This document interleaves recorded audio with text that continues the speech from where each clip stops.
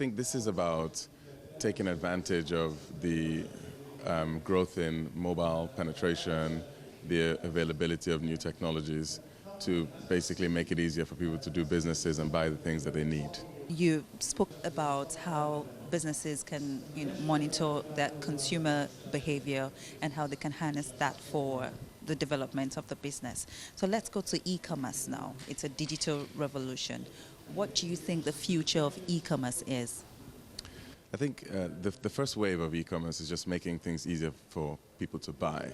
So I think today when people need something, the first place they turn to is their mobile phone. Maybe in the past they'd phone somebody or they try and go to a shop that they think might have it, but now you can go online and you can find it and you can check that it's available and you can get it brought to you. So I think that's the natural extension of the behavior people had before. I think as it kind of goes further, what you see is the way the online experience combines with their offline experience. So for instance, being able to reserve something before you get to the store, being able to actually maybe deal with a return or a faulty product that you have to go and deal with physically, but make your time in the store much more productive. So I think it's really about the combination of the two and removing the friction, if you will, that you had in your previous life. Yeah? So what's the best strategy for profitability in the e-commerce sector, especially in Africa? So it's a tough question, the million-dollar question. I think the first thing is clearly penetration, so get more people using it. So most of these e-commerce operations have a base amount of spend to run, if you will, the e-commerce business. So getting scale is important. So I think just trying to get more adoption to begin with. Then I think after that is how do you bring in some of the offline places to participate? So there's lots of small merchants that are doing things that you should be able to include into your, if you will, your store network, that you can just facilitate them getting traffic so people don't know that they're there. So e-commerce can be a channel, if you will, to distribute your goods for some of these smaller merchants. Yeah? Right, so basically have a collaboration with offline stores to move the e-commerce profitability forward. Exactly. I think if in the end the behavior you're trying to support is making people buy more efficiently, then people are buying from a range of places. And if you can give them that choice and make it easy, I think you can actually grow your volumes. Right. So to what extent do you think the fintech is actually disrupting the traditional banking sector? I think it's tough, right? I think in the younger segment, I think it's definitely disrupting the banking sector. I think there's a very clear segment of people who would rather not go and sit in a bank and fill in lots and lots of forms to get an account if they can do it online. But they don't tend to have the most assets. So I think, therefore, it's disrupting in customer numbers, but maybe not yet in real profitability.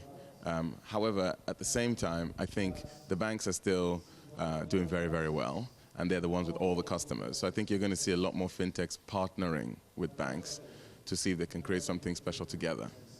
How do you think regulators can create a better environment for the fintechs and the traditional banking? I think regulators can help in two ways. I think the first thing they can do is create, if you will, a sandbox, like a test environment that allows some of the fintechs to participate with a reduced regulatory burden.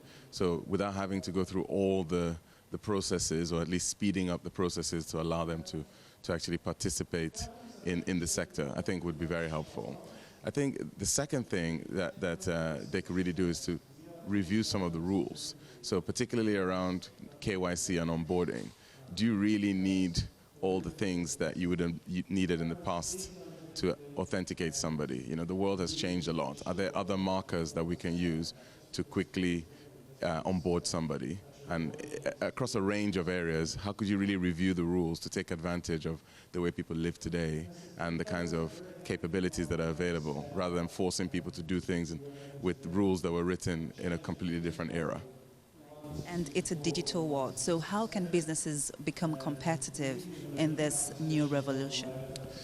I think the first thing they need to do is face into it. So they need to recognize that the way customers want to interact, the way people want services delivered to them is changing. And they need to take, if you will, indications from other sectors that have gone earlier, right? So entertainment, nobody wants to go to buy a physical CD or a movie, they want to stream it. So how can you bring that kind of ease of consumption to your existing experience. You know, if someone has a problem with their account, how do I chat with someone to address it, not go and queue in a bank?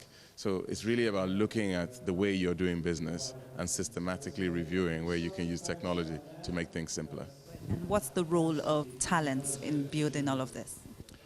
So I think that the talent has to actually help you create these new experiences. I don't think many organizations have technologists who are up to date with some of the new capabilities that are out there, or even people who can look at the business in a very different way.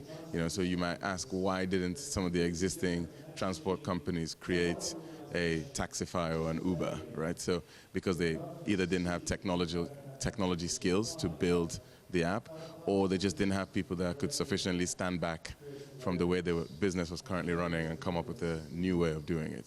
So I think it's really getting people with fresh eyes, getting the skills into the business that can make a difference. In your opinion, what's the future of work? So the future of work is probably more automated. For some people, it's going to be much more interesting. They should be able to stop doing, if you will, the boring things of filling in forms or processing things, and actually spend more time interacting with customers and helping. For some other people, they're going to have to retrain quite significantly, because their job was to fill in the forms or to do the processing, and those jobs won't exist anymore. But I think overall it's a big boon. It's going to be a big advantage, because I think new jobs will get created. So if you think about, say, marketing, now there's a digital marketing job, because now you have to figure out how to target people on Facebook or Twitter. So that's a new job that didn't exist, but the old ones, some of them will decline. So I think it's about looking at that change and seeing how you can participate in it. So basically, the employers or the workers would have to reposition themselves to take over the new jobs that are coming on board. Yeah, I think companies actually have to be quite purposeful in providing training and reskilling.